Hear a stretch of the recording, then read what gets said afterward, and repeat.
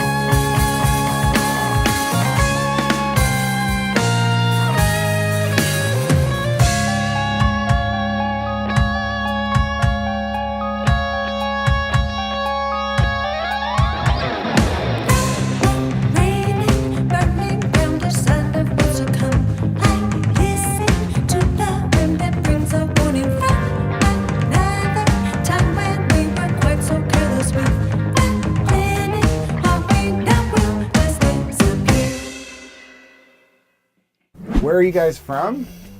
Near DC. What does that mean? So I'm in DC, they're in Maryland. So. Where in Maryland? Well, me and the bass player TJ here are married, and we live in Tacoma Park. How about you? Tacoma. I thought you meant him. I thought you were married to him. That Do you have would have two been an husbands? interesting interview. That's way cool, man. You can pretend whatever you want. I have a wife. Excuse me. She's gonna play Not her. tambourine. Anyway. You guys have done a tribute show, or you do tribute shows. You have done this before in your life, or you're going to do this in your life. Tribute shows. All accurate. So my band Staycation, we did a tribute show with like a bunch of local DC musicians and all female singers. We did a tribute to Radiohead, and it was a Planned Parenthood benefit. We did that last summer. That sounds like the coolest thing I've ever heard of. It was It's pretty a lot of cool. cool things, right? It was Yeah. really cool. So Tula and Jenna both played on that. Okay. That wasn't like a Novo project per se. It was really like a collaborative, like DC sort of citywide effort. It was really fun. Novo is actually planning Amy Winehouse tribute June 29th at Pearl Street Warehouse. So you should come to that. You hear that? You should Hear RSVP that? and you should go. He's getting up and close. Yeah, it's going to be great. We're going to have a big horn section. We're going to do it like proper, and we're also going to open with a set of Nova originals. So yeah, It's gonna be looking a good forward to night. it. When it comes to doing an Amy Winehouse tribute, the undertaking, I would assume, is huge. Especially if you're going to have a horn section. Is somebody charting the horns? Are you guys rehearsing like 3 times a week? Like We'll be how's that making go? charts. Okay. Yeah, that'll be. We're getting a We'll lot of do it. guys from within the scene that I've played with, and some of us have probably played with too, in some jazz gigs and stuff that read charts anyways. And the horn parts are awesome, but they're not like super insane. So I think we're all just gonna kind of, and some of this stuff's really popular, so they probably already know some of those parts anyways. Yeah. So I think Amy Winehouse is an easier choice that way. Whoa. Did you say Amy Winehouse is an easy choice to cut? If you're going to do but I Amy have to Winehouse remember. justice. Well, Not from the horn perspective, yes. From everything else, no. From singers, absolutely not. I don't want to do that. we job. did that a lot in college. You know, we would have to chart out instruments, arrangements for many different types of groups, and you know, and that's what we did, and that's a lot of what we still do. So it's you know, when you're a freelancer and you're doing a lot of different things, it's just all part of the job. Yeah. It's time for the mailbag. Okay, for the April mailbag, here's a question. This comes from Jasmine, our friend Jasmine. Oh, guys, it's our friend Jasmine. What does she have to say? She was great last month. She was amazing last month. Seriously, I want to see Ariana Grande on this show. Oh, come on, Jasmine. Like, you asked us last month. We're trying. Just stop, Jasmine. Okay. Now that you're getting bands from out of town, are you getting too cool to do local bands anymore? Now, whoever you are, Lizard Girl, you misspelled two, so God bless you for that. We are not too cool for local bands. If you're a local band, please email us at frederick1take@gmail.com. Let's see, who else? Oh, Big Fun Hellion 42. I believe this person is from hell. Would you ever do a band twice on your show? And can you get Cheshy again? Oh. Okay. From Shoegaze777. Love the new show format. It looks so nice. Oh.